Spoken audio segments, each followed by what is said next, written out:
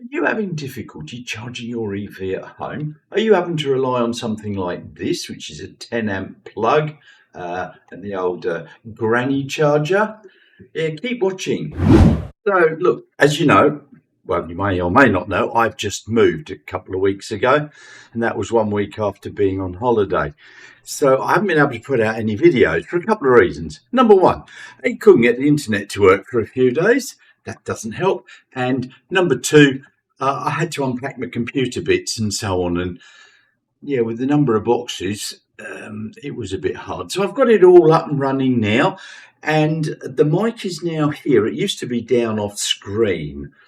And the reason for that is, yeah, the room is slightly larger and it's a bit echoey if I move the mic up out of the screen anywhere here or anywhere here. So I've had to put it in screen. Oh, well, them's the breaks. So, difficulty charging. Yeah, well, it's happened to me. In my other place, I had a high-powered wall connector, which was able to give me on single phase 7 kilowatts. So I could charge up my car pretty quick. And if I had 3-phase, it would charge at 11 kilowatts. So I've been here now for 2.5 weeks, and my high-powered wall connector is not being connected for a few more weeks when I get my solar panels and battery all installed. So I've had to rely on the old granny charger. Yeah, interesting. So you plug it into your 10 amp socket, unless you happen to have a 15 amp socket and a 15 amp plug, but mine's 10 amp. You'll get on a 240 volt system, which is what we have here in Australia and in England and so on. I think in America you got 110 or 220. So ours is at the top range, and the plugs will support 10 amps, which is 2.4 kilowatts. However, this house, although it's about the same age as my previous house, some of the plug sockets had a few cracks. I already had one replaced. And look, one of the things you have to be careful of when charging your car is that they take a goodly current. So if it wants to draw 10 amps, that socket had better be capable, and the wiring behind it had better be capable of providing it. So I've actually cut my Tesla charging level down to 8 amps because I feel that's probably safer until an electrician comes next week, to do some rewiring and put some more plugs in on clean, fresh, new wires, so they'll be capable of 10 amps. And then once I get my high-powered wall connector up and running, yeah, that'll be good, but that's not going to happen just yet. So I've had to rely on what I can do at home, because where I am, there's no public chargers. I've got to drive, I think it's about 20 to 25 minutes to get to a fast DC charger. And there's no free chargers now within at least a 30 to 35 minute drive, because I used to be able to charge at my local shopping centre. The one here hasn't even got enough car parking spots. So look, I'm out in the country in Australia now. So I've got, some problems keeping my car charged, because I've been driving around a fair bit to go and get stuff. And, I need some cupboards. I'll go and buy some cupboards, or some shelves. I'll go and buy some shelves. And look, I've been notching up 100, 150 Ks a day. I mean, already yesterday and today, I've done 3 trips to the tip to get, rid of some of the empty cardboard boxes and what have you. So twice in the last 2.5 weeks, I've actually had the car down to, once it was 17 or 18%, and once it was about 26%. So it was getting a bit low, and you get home in the evening and you plug it in, charging at 8 amps on a 240 volt system is just under 2 kilowatts, 1.92. Now, you've got to allow for a little bit of loss.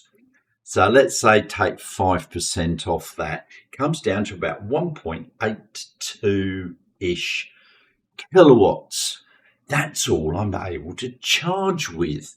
So I got down to under 20%. So that was about 48 to 50 kilowatt hours that I needed to get into the battery. 1.8, yeah, it's an awful lot of hours at 27.5 to be precise. However, what I've done is every time I've got home, I plug the car in, and adding that 1.82 kilowatts, which is 3% per hour on a 60 kilowatt hour battery. That basically means it's 33 hours to go from flat to full. So I've been plugging it in when I get home and obviously leaving it on charge overnight. So I got home last night and it was at about 28%. And that was at 5:30 in the evening. I plugged it in. 3% an hour. I didn't leave again this morning until about 9 or 10. So it got a really good charge. Now, you've just seen me hold the cable up. I've just run back and plugged the car back in. And I'm up to the 80% already. So is it possible to survive on a granny charger? Yes, if you think about it. My car at 60 kilowatt hour battery will do, look, let's say 360 kilometers. It will do more than that, but you know, if you boot it a bit, 360 kilometers.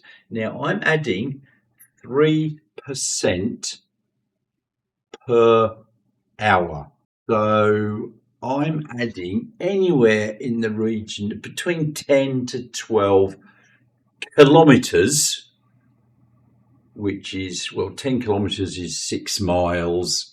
So 6 to 7 miles or 10 to 12 kilometers per hour.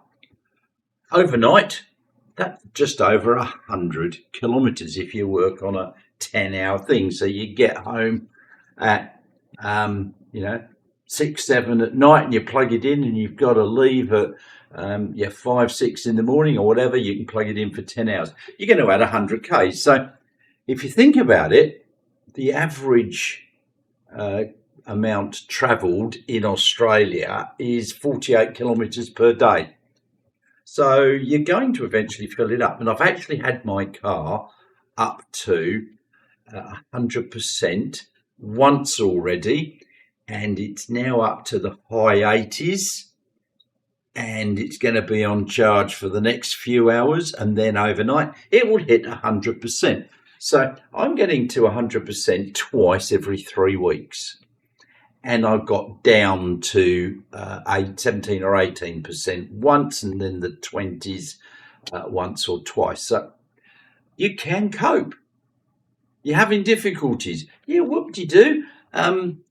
If I was running around and I had to drive for an hour and a half north and an hour and a half back a couple of days ago, that used up a fair bit of juice because it was freeway driving the whole way. I could have called in. I would have passed 4 fast DC chargers just on the roads I was travelling on. I could have veered off and gone to a Tesla supercharger or 2, but there was 4 places with fast DC chargers that I can think of off the top of my head. So I could always call in there, charge for 10 minutes, adding in that 10 minutes about 25% into the battery, easy. So can you cope with a granny charger in your garage? Yes. Now the problem does come if you don't have a garage, you've got a carport or you're in a block of flats. You can still cope. All it requires is popping out to a fast DC charger. You don't need to stay there very long. You can do it on your way home. You can do it when you go out to the shops. Just plug it in for 10 or 15 minutes at a time and you will have enough. So the lesson here is you can own an EV, and it doesn't matter if you live in an apartment block or you've only got a carport and you've got no plug to plug in. You can still cope because there are chargers around. Now, the problem does occur if you're way out in the sticks here, and there's a couple of places I can think of in Western Australia that are absolutely miles from anywhere, and you'd struggle because you'd use most of the tank to try to get to the next charger. Once you've charged up, you've got to get home, you're going to use it all. So yeah, there are places in Australia where you can't. There are people who want to go bush, as we say. So they just want to disappear off. They'll go a few hundred kilometres into the middle of nowhere and camp there for a day or two and drive back. An EV for that is not suitable at the moment. You could always take a portable charger with you, but you know, if I wanted to do that, or I wanted to tow a 3.5 ton caravan, which my Model Y won't, it'll only tow 1.6 ton. What would I do? Easy. I just go and hire one of those gas guzzlers and then tow my caravan. I would only have to do that once or maybe twice a year. I know people that live in caravans quite a bit. They take their caravan off 2 or 3 times a year. So yeah, you can cope.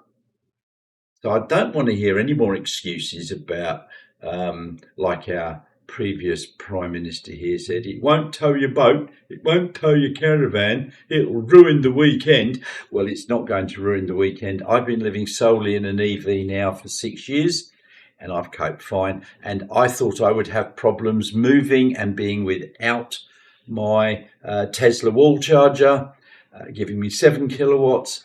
But I've coped on 1.8 kilowatts. The people are going to fit in the batteries and solar panels are going to wire in the wall charger for me anyway, so I'll have that. But I've been coping. 1.8 kilowatts actually getting into the car, 1.8 kilowatt hours getting into the car, off a 10 amp socket. So it can be done. There you go, living on a under 2 kilowatt charging system with your EV. Easy to do. Now, as I said, I'm still trying to set up here, so apologies if there's some sound problems or video problems. I still haven't got it all set up. Lighting and so on at the moment is not very good. But, you know, I'll get there. Just give me time.